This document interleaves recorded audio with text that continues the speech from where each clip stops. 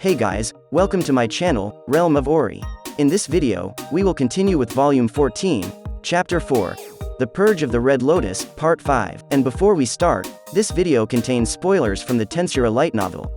And by the way guys, please don't forget to subscribe to my channel and click on the bell icon to get notifications for upcoming videos.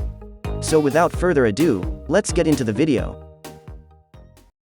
So the question of national policy is put to one side. What's more important is the development of culture, entertainment. Without this, the development of the country would be meaningless. I can't understand. Our family can't understand what you're saying. That man, boss, he promised us to conquer the world and then create the world that we could live in happily. So we took the boss, Lord Yuki's word for it. But what's wrong with you? What is it? Fooling our ambition with this half-baked awareness. Who's fooling you? I just think conquering the world isn't as much fun as you think, and it's a lot harder than you think. I've known for a long time, this kind of thing. He turned his face to the image that had been projected with magic and presented before his eyes were the piles of corpses and the Kagali that stood beside those bodies. You just asked what's going on there, right? Our family is here to tell you that this is the secret of secrets. You should know that we are the undead elf clan, but how that clan has increased in number, our family will tell you now. You calm down. That's not something that should be said in the cafeteria, is it? It doesn't matter, now is not the time to say such things. Listen, we were all created by the hand of Lady Kagali, and that's what the Spell King is really good at, gathering the grievances left over from the corpses to create the forbidden spell of the powerful demons, the forbidden spell, Monster Death in Abyss. That's a really nostalgic spell. Do you know about this? Diablo. This flesh, which Lord Rimuru has given me, is also the product of the Monster Death product. At that time, my flesh was no longer soul, but it was just right for receiving flesh. The original purpose of this spell was to unify the power of tens of thousands of corpses and take it for himself. To take power for oneself means to be able to board the will of a particular being into the flesh? It depends, but there's nothing wrong with that view. Diablo is right. Footman, Ter, and Clayman are all surviving kinsmen of Lord Kazarium. He lost his homeland, and in order to remember the humiliation of the past, he fell prey to this forbidden art. My speculation seems to be correct. That being the case, it would feel bad to let that spell be done. There are about 60,000 people in that mixed core. With that much material, we should be able to create about 10 undead elves that can rival Clayman. Oi. And the trouble is, there are a lot of soulful guys in that legion. Unlike Footman and Ter, those guys might be able to control a more powerful force. In other words, if one intended to use 60,000 corpses to create the power-specialized undead elf, it would probably be condensed into 6 or 7 of them. Those guys sacrificed millions of troops for the birth of the awakened one. It's only 60,000 corpses, and it's estimated that it won't even bother to put it into practice directly. We were all just kids back then. Ter is even more childish than she is now, not to mention Footman, and the only mature ones are Clayman, who has also taken his own life for his stupid mobbing. But our family doesn't think it's your fault either.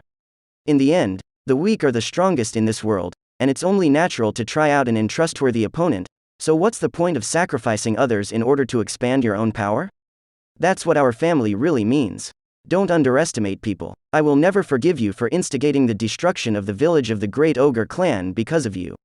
But now that Lord Rimuru has decided to join forces, there will be no opposition from us.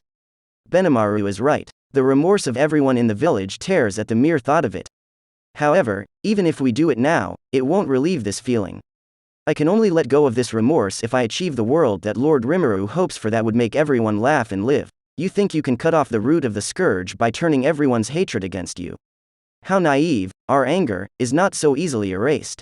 It's not just a matter of torturing you to get rid of our anger. Well, that's right. Like you said, the weak and strong are everything. It was because of the immaturity of this old man and others at that time. Don't you also look like you're crying because of your immaturity? Well, then you should understand our feelings. Look, I don't forgive you, and I don't believe you completely, but we're allies now, and we should put aside our troubles and get on the same page. It's our family, please. Please, our family wants to save the boss and the chairman, help us. Laplace bowed his head deeply. This man, who is usually so transcendent, has gone out of his way to be sincere. If even that was acting, I wouldn't be able to trust anyone else. Only now, I want to believe this guy. Faced with Laplace's request, Benimaru and the others nodded in agreement. This act of determination is kinda handsome and makes you see God. Okay. Then, let's follow the original plan. All 6 of us sneak in and save Yuuki. Yeah, even if it's so that he can apologize properly afterwards, he has to get that bastard out. It was Yuuki, after all, and it felt like he'd take down Damrata, and then be calm as usual. The question is, what to do about Velgrund? That Kondou guy is shady, right? If he can manipulate Kagali, maybe Clayman was being manipulated too. What did you say? Kufufufu. The first secretary really has a way with funny things. It's possible. According to Laplace, Yuuki seems to have ordered Clayman to make peace. Regardless of the pig-headed upheaval first, Clayman storming away after that would get him nowhere.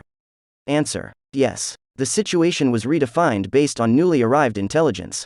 A part of Clayman's actions can be seen to be incomprehensible, which would be reasonable if it interfered with Kondou's will. The conclusion can be drawn that it is the Empire that gains the most. So that's what? Is it because of that Kondou's attempts that we've gotten into so much trouble? Talk too much, Benimaru. If you don't change it, you'll have to report it to Lady Shuna. Don't do that. Can't I change it yet? Although I'm not happy about it, it seems that I can only agree with Xian's opinion. I also attempted a criminal psychoanalysis, and there were incomprehensible behaviors in Clayman's actions. At a time when more caution should have been exercised, somehow traces of his anxious use of the army could be found. I thought it was Clayman's stupidity and just let it go, and if a third party had intervened, it would have made sense. Although we don't know the truth, let's act on the premise that Kondou has manipulated Clayman now. In other words, when confronting Kondou, be sure to guard yourself against the possibility of being manipulated. Anyway, keep an eye out for this man named Kondou. Probably even more trouble than Velgrund. Let everyone remember what Kondou looks like as a consensus. Well, to recap the battle. Gabble and others went in response to King Gazel's request for help. But don't go head-to-head with Velgrund. Even the subordinates would be in danger, and letting the soldiers on would be a waste of time. Of course that's clear. Even for my generation, I would never think of challenging the great true dragon race. The purpose of the reinforcements was to buy time. After we rescue Yuuki, then come back as Velgrund's opponent. But is the ceremony to be left alone? The ritual refers to the monster death plague that Kagali is performing. That's a relief. That spell takes a certain amount of time to unleash, and the birth of one takes at least 2 hours. If the energy is to be concentrated, it's estimated to take more time. It hasn't been an hour since the ceremony began. Biff, we rendezvous with Yuuki, defeat Emperor Rudra, and then rush back. Well, that's not right. It would be just as Diablo said, but Lord Kagali can do secret magic. The secret art. Is that so? And that's why Velgrund the Grand Marshal has stepped in to assist. That is, how much time is left? Kufufufufu. Worst case scenario, we can have a few undead elves in 2 hours. 2 hours? With this amount of time alone, could Emperor Rudra be defeated? No, there's no need to worry, just do it. You're the strongest, right? At least he's stronger than Clayman, and it looks like he's stronger than those 2 power-specialized types. Well, sort of, after all, our house is special. In that case, let's ignore the spell that Kagali is performing. Hey, is this okay? Think about it, Gabble. Laplace is also quite strong, but not against an untouchable opponent. As for the other 2, you guys can win now, too, right? It's good to have Velgrund assisting with the spell. If possible, hinder her as much as possible so that she can't concentrate on the spell. If it can't be done, then leave it at that and leave Velgrund alone. Rather, we don't have to actively step on the tiger's tail. If she points the finger at you or King Gazel, let Ultima and Carrera deal with it. Thank you for relying on us. Even to Veldora's sister, we will show no mercy. Yeah, we'll see if we can win. I'm updating my undefeated record, so let me have some fun. One moment, please. I'm sure it's not enough for Ultima and Carrera to take on Lord Velgrund. I know it's rude of me to ask to lead the way again, but allow me to volunteer to take on Lord Velgrund together. I'll go instead. It'll shorten the time and increase the success rate of the battle. Benimaru, Xian, Sue, and Diablo. With those 4 in place, no matter what the opponent feels like, they can't lose. Let's go with this lineup. Please, Sue. Yes, sir. Gabble and the others' main goal was to buy time. Then it's decided. Gabble, you too, don't force yourselves until we return.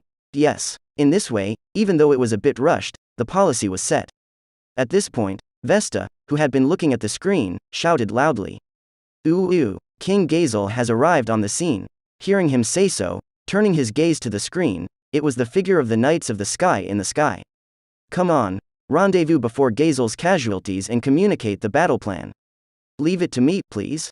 I, Gabel, will take on this great responsibility. So, let's get moving. I gave the order. Then, the very long night began.